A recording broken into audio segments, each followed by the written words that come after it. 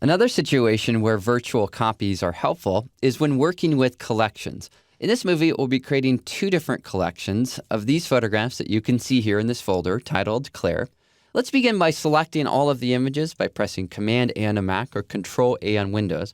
I want to put all three of these images into a collection. To do that, we select the files, then click on the plus icon and choose Create Collection. I'm going to go ahead and name this one Claire-Color.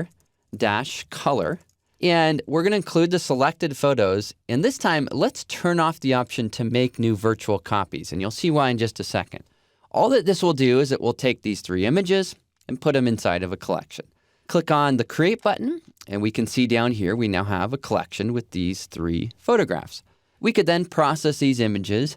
And yet, let's say that we also want to have a black and white version of the same photographs. To do that, again, with these images selected, we click on the plus icon and choose Create Collection. This time, I'm going to choose Make New Virtual Copies, and I'm going to name this one Claire-BW for black and white. Now, when we create these virtual copies, this will give us creative flexibility, right? Because we can now have a color version, and in a moment, we'll create a black and white version. So here we'll click Create. You see we have a separate collection called Claire-BW. I'm going to click on all of these images here, and what we're going to do is quickly convert them to black and white by tapping the V key. Think V for victory. It's a really quick way to make a black and white conversion. And what you can see is we now have these three images. Zoom in on them a little bit by tapping the E key, which are converted to black and white. We also have our color photographs, which are right here.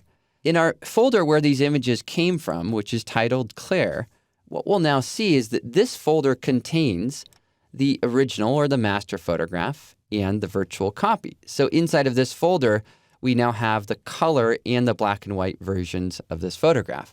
When you create virtual copies, it always attaches it to the master photograph. That's why these are located right here. Yet if you're shooting a wedding, for example, and you have, 600 images, and you want to have color and black and white images, it would be near impossible to go through all of these because it would just be a mess. Yet, if you work with collections, you could say, here are 600 black and white versions of the photographs. Here are 600 color versions.